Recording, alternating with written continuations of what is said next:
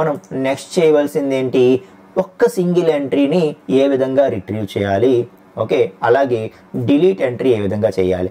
సరే, ఇవి /1/3 అని ఉంటాయి కాబట్టి మనం దాని తర్వాత మాట్లాడదాం. అప్డేట్ ఎంట్రీ ఏ విధంగా చేయాలో ముందు మనం డెవలప్ చేసేద్దాం. అప్డేట్ ఎంట్రీ ఏ విధంగా చేయాలో డెవలప్ చేసేద్దాం, ఎందుకంటే అది కూడా స్లాష్ ఎంట్రీసే కదా. Okay, right. సో అప్డేట్ ఎంట్రీకి మనం చేయాల్సినటువంటి పని ఏంటి?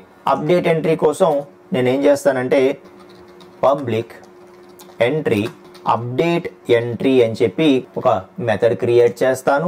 సో క్రియేట్ చేసి అప్డేట్కి మనం యూజ్ చేసే HTTP మెథడ్ ఏంటి, పుట్ కదా. సో పుట్ మ్యాపింగ్ ఇవ్వాల్సి ఉంటుంది అనమాట ఇక్కడ. ఓకే, సో పుట్ మ్యాపింగ్ అని చెప్పి దీనికి కూడా URL ఏంటి, same URL entries slash same URL ఇస్తాము. అయితే అప్డేట్కి కూడా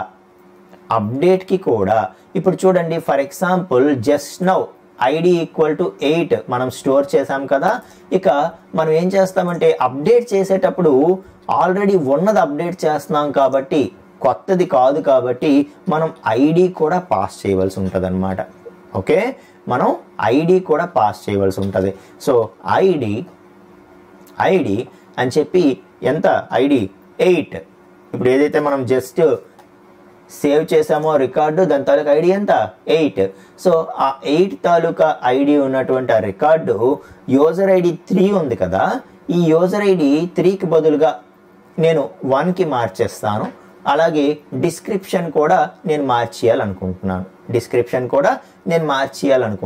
అప్పుడు ఏ విధంగా ఇస్తాను, ఓకే, అప్పుడు ఏ విధంగా ఇస్తానంటే మనం పుట్ మ్యాపింగ్ అప్డేట్ చేసేటప్పుడు మనం మొత్తం ఇవ్వాల్సి ఉంటుంది కదా, డేటా మొత్తం ఇవ్వాలి. సో అన్ని ఎంట్రీస్ ఏవైతే ఉన్నాయో అన్ని ఎంట్రీస్ ఇస్తూ ఏవైతే అప్డేటెడ్ అవి మారుస్తాం అన్నమాట, అవి మాత్రమే మారుస్తాం మనం. సో ID 8 ఉన్నది, ఎంట్రీ డేట్ ఇదే ఉండని, యూజర్ ID మాత్రం 1కి మార్చేయాలనుకుంటున్నాను. అలాగే description today we're developing REST API for my diary app అని చెప్పి, okay, so save and update methods అని చెప్పి ఏదో సమ్ మోడిఫికేషన్ చేశాను నేను. సో ఈ రెండిటికి సమ్ మోడిఫికేషన్ చేశాను. ఇది మాత్రం యాజ్ ఇట్ ఈజ్ గానే ఉంచేస్తున్నాను, బట్ 4 డీటెయిల్స్ కూడా ఇవ్వాలి. Okay, right. సో అప్పుడు మనం పోస్ట్ అనకూడదు. పోస్ట్ అంటే దాని అర్థం ఏంటి, కొత్త ఎంట్రీ మనం స్టోర్ చేయమన్నట్టు అయిపోతుంది. పుట్ అనాలి. సో పుట్ రిక్వెస్ట్ పెడుతున్నాం మనం. సో ఎప్పుడైతే పుట్ అన్నాము, URL ఇచ్చాము. సో పుట్ అని చెప్పి URL ఇచ్చాము అంటే దాని అర్థం ఏంటి, మనం అప్డేట్ చేయాలనుకుంటున్నామని. ఏదైతే అప్డేట్ చేయాలనుకుంటున్నామో ఆ ID ఇక్కడ చూసి అది తెలుసుకుంటుంది అనమాట సర్వర్. ఓకే, సో ఈ ID ఉన్నటువంటి ఎంట్రీని ఇతను అప్డేట్ చేయాలనుకుంటున్నాడు. సో ఏమేమి అప్డేట్ చేయాలనుకుంటున్నాడు ఆ ఫీల్డ్స్ చూసుకొని అవి అప్డేట్ చేసుకుంటుంది. ఏమైనా మారి ఉంటే అవి అప్డేట్ చేసుకుంటుంది అనమాట. అయితే మరి ఇప్పుడు కూడా ఇక్కడ నుండి డేటా అనేది వస్తుంది కాబట్టి మనం ఏం చేస్తాము, ఏదైతే అక్కడ నుండి డేటా వస్తుందో దాన్ని ఒక వేరియబుల్లో స్టోర్ చేస్తాము. అది కూడా సేమ్ అనమాట. ఏంటి, request body. So request body రూపంలో మనం తీసుకొని ఏదైతే రిక్వెస్ట్ బాడీ ద్వారా వచ్చిందో దాన్ని దీంట్లో స్టోర్ చేయని చెప్తున్నాము. చెప్పిన తర్వాత మనం సింపుల్గా ఏం చేస్తాము, entry service dot update entry మెథడ్ని కాల్ చేసేస్తాము. కాల్ చేసి ఈ ఎంట్రీని ఇచ్చేస్తే ఇంకా అది అప్డేట్ చేసుకుంటుంది.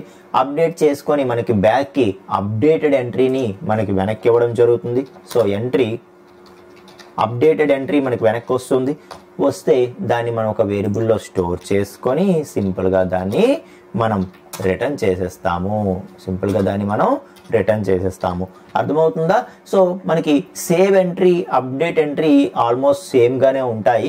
ఓకే, అయితే రెండిటికి కూడా మనకి రిక్వెస్ట్ బాడీ ద్వారా డేటా అనేది వస్తే మనం అప్డేట్ చేస్తాము. ఓకే, ఇదైతే కొత్త ఎంట్రీ సేవ్ అవుతుంది కాబట్టి మనం పోస్ట్ మ్యాపింగ్ ఇస్తాము. పోస్ట్ రిక్వెస్ట్ ద్వారా వస్తుంది రిక్వెస్ట్. ఇదైతే మనకి పుట్ మ్యాపింగ్ ద్వారా ఇస్తాము. పుట్ మెథడ్ ద్వారా రిక్వెస్ట్ అనేది వస్తుంది, అంతే. ఓకే, మిగతాదంతా సేమ్. సో స్టాప్ చేస్తున్నాను నేను. స్టాప్ చేసి మరొకసారి ఫ్రెష్గా రన్ చేసేస్తాను. Run as spring boot app. Okay, so run as spring boot app చేసేసాము. ఇక మనం అప్డేట్ని చెక్ చేసేద్దామా? సో పుట్ అన్నాను అప్డేట్ కోసం. అలాగే ఎంట్రీస్లో ఈ డేటా కూడా ఇచ్చాను. ఇచ్చి ఇప్పుడు నేను సెండ్ చేస్తాను. చేస్తే అప్డేటెడ్ రెస్పాన్స్ అనేది మనకి ఇక్కడ రావటం జరుగుతుంది. ఇప్పటికైతే మనం ఓల్డ్దే చూస్తున్నాము, స్టిల్ యూజర్ ఐడి 3 అండ్ ఇది కూడా అప్డేట్ అవ్వలేదు. సెండ్ కొడుతున్నాను. కొట్టగానే యూజర్ ఐడి 1 అయిపోయింది అండ్ ఇది కూడా అప్డేట్ అయిపోయింది. డేటాబేస్లో చెక్ చేద్దామా? సో డేటాబేస్లో స్టిల్ ఓల్డ్వే ఉన్నాయి. ఒక్కసారి రిఫ్రెష్ చేస్తే అప్డేట్ అయిపోయింది. అర్థమవుతుందా? సో ఈ విధంగా మనం ఏం చేయొచ్చు అంటే అప్డేట్ రిక్వెస్ట్ని ఇంప్లిమెంట్ చేయొచ్చు. అయితే మనకి ఇక్కడ ఒక డౌట్ రావాలి. సో మనం ఏవో కొన్ని ఫీల్డ్స్ని అప్డేట్ చేయాలన్నా కూడా అన్నిటినీ ఎందుకు ప్రొవైడ్ చేయాలి? ప్రొవైడ్ చేయాల్సిన అవసరం కంపల్సరీగా ఉందా అంటే మనం అప్డేట్ చేసేటప్పుడు మస్ట్ అండ్ షుడ్గా అన్నీ కూడా ప్రొవైడ్ చేయాలన్నమాట. సో ప్రొవైడ్ చేయలేదనుకోండి, ఇప్పుడు నాట్ నల్ ఫీల్డ్స్ ఉన్నాయనుకోండి. సో మనం టేబుల్ క్రియేట్ చేసినప్పుడు, సో జనరల్గా మనం టేబుల్ క్రియేట్ చేసినప్పుడు అది నల్ ఉండకూడదని చెప్పి మనం కొన్నిటికి నాట్ నల్ పెట్టుంటాం. ఓకే, సో నాట్ నల్, ఇప్పుడు for example ID not null అంటే కంపల్సరీ ఐడికి వాల్యూ ఇవ్వాల్సిందే.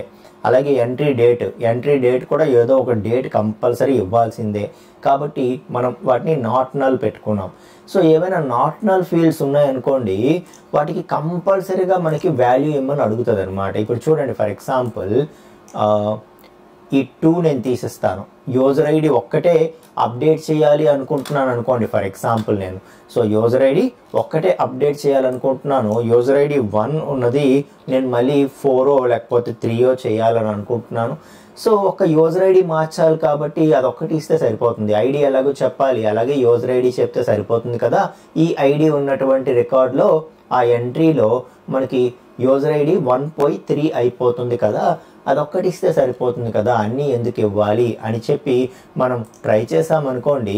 ట్రై చేస్తే 500 అంటే మనకి ఇంటర్నల్ సర్వర్ ఎర్రర్ అనేది వస్తుంది అనమాట. సో 5తో స్టార్ట్ అయిన ఎర్రర్ కోడ్ వచ్చింది, రెస్పాన్స్ కోడ్ వచ్చింది అంటే అది సర్వర్లో ఎర్రర్ ఉంది అని అర్థం అనమాట. Okay, right. సో మరి మనకి ఎల్లో చేయలేదు కదా. ఇక్కడ మన సర్వర్లో ఒకసారి మన STSలో ఒకసారి మనం చూస్తే ఎర్రర్ ఏంటని, entry date cannot be null. ఎందుకంటే మనం ఎంట్రీ డేట్ నాట్ నల్ పెట్టాం అంటే కంపల్సరీగా దానికి వాల్యూ ఇవ్వాలని పెట్టాం. బట్ ఇక్కడ రిక్వెస్ట్ ఇచ్చేటప్పుడు మాత్రం ఎంట్రీ డేట్కి మనం వాల్యూ ఇవ్వలేదు. సో ఇవ్వకపోతే అది ఏం చేస్తుందంటే మనకి కంపల్సరీగా వాల్యూ ఇవ్వమని అడుగుతుంది అనమాట. సో అంటే కంపల్సరీగా ఎంట్రీ డేట్ అనేది ఇవ్వాలి. ఓకే, అలాగని డిస్క్రిప్షన్, యాక్చువల్గా మనం డిస్క్రిప్షన్ని మిస్ చేసేయొచ్చా? ఏదైతే కంపల్సరీ ఎంట్రీ డేట్ అంటున్నారో సరే అదొకటి ఇద్దాము.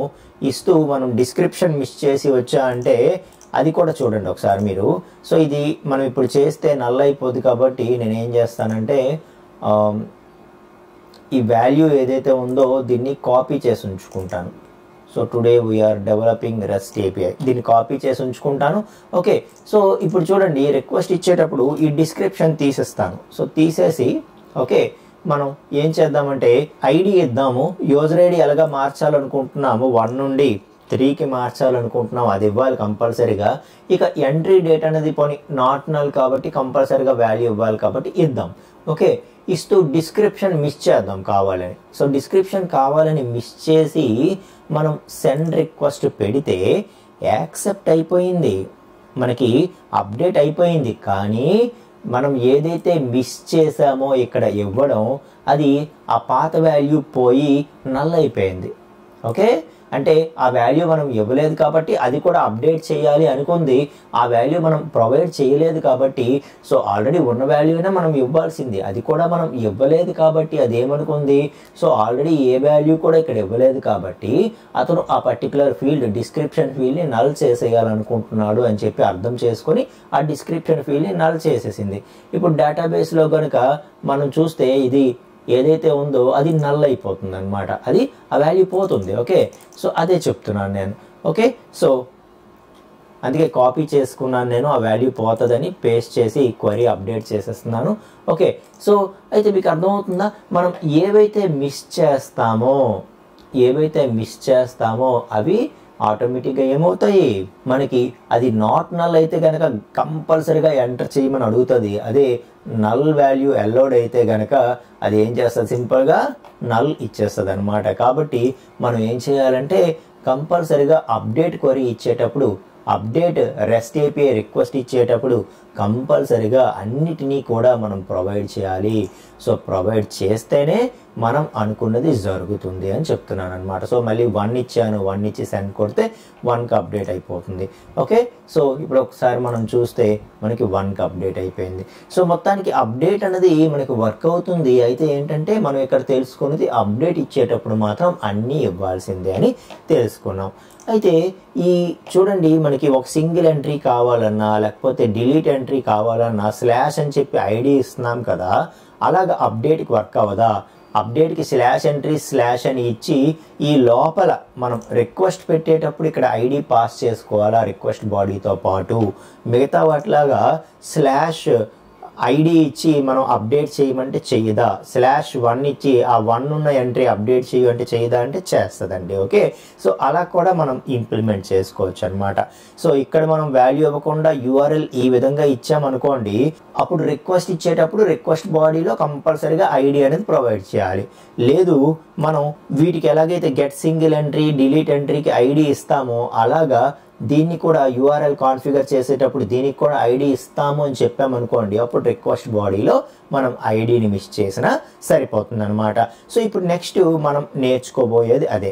ఇప్పుడు /1 /3 ఇలాంటివి ఏ విధంగా మనం ఇంప్లిమెంట్ చేయాలి. ఒక సింగిల్ ఎంట్రీ కావాలి, లేకపోతే ఒక సింగిల్ ఎంట్రీని డిలీట్ చేసేయాలి, లేకపోతే మనం అప్డేట్ని కూడా ఒక సింగిల్ ఎంట్రీ ఐడి ఇచ్చి దాన్ని అప్డేట్ చేయమని చెప్పాలి అంటే అప్పుడు మనం దాన్ని ఏ విధంగా కాన్ఫిగర్ చేయాలి అనేది, అలాగే వాటితో పాటు ఇప్పుడు ఏదైతే మనం ప్రాబ్లం ఫేస్ చేసామో అంటే కేవలం ఒక్క ఫీల్డ్నో 2 ఫీల్డ్స్నో మనం మార్చాల్సి వచ్చినప్పుడు అన్నీ ఇవ్వాల్సి వస్తుంది కదా పుట్లో, అప్డేట్లో. అలా కాకుండా మనకి ప్యాచ్ అని ఉంటుంది. సో ప్యాచ్ మెథడ్ ద్వారా మనం రిక్వెస్ట్ పెట్టుకుంటే అప్పుడు జస్ట్ యూజర్ ఐడియే మార్చాలనుకో, ఒక్క యూజర్ ఐడి ఇస్తే సరిపోతుంది, మిగతా మెన్షన్ చేయాల్సిన పని కూడా ఉండదు. అది కూడా చెప్తాను అనమాట. Okay right.